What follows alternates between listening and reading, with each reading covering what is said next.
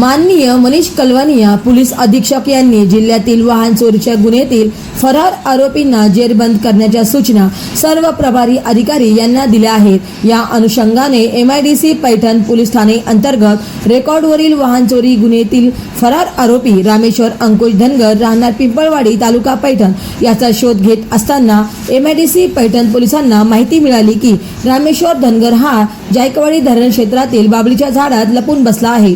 यावरून MIDC पैठण पोलिसांच्या पथकाने दिनांक 7 एप्रिल रोजी रात्रीच्या 10च्या सुमारास वेषांतर करून जायकवाडी धरण क्षेत्रातील गणेशनगर परिसरात आरोपीच्या घराच्या परिसरात सापळा रचला होता।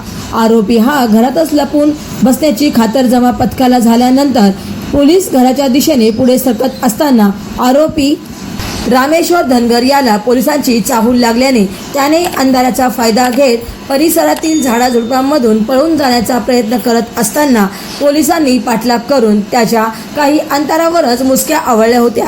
यावेळी पोलिसांनी त्याला विश्वासात घेऊन चोरीच्या गुन्ह्याबाबत विचारपूस करत त्याने त्याच्या साथीदारासह आष्टी जिल्हा बीड, रांजणगाव गणपती, शिक्रापूर जिल्हा पुणे, जालना या ठिकाणाहून मोटरसायकल चोरलेल्या असून त्यातील काही मोटरसायकल या नातेवाईकांकडे ठेवलेल्या असून काही या धरण क्षेत्रातील बाबळीच्या झाडात लपवून ठेवल्याचे सांगितले। यावरून पथकाने तपास सुरू करून धरण क्षेत्रातील बाबळीच्या झाडात पाहणी केली असता तेथे त्यांना मोटरसायकली लपवून ठेवलेल्या मिळून आल्या। तसेच त्यांनी नातेवाईक व इतरांकडे ठेवलेल्या मोटरसायकली सुद्धा पोलिसांनी जप्त केल्या आहेत।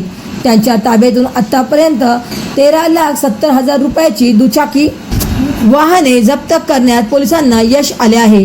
तसेच त्यांचे इतर साथीदारांची सुद्धा MIDC पैठण पोलीस ठाणे अंतर्गत शोध सुरू आहे।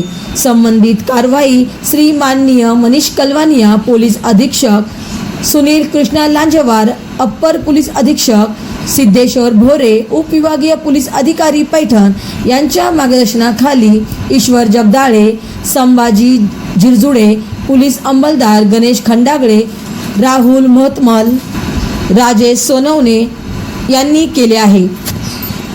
Maharashtra vibe news Paithan.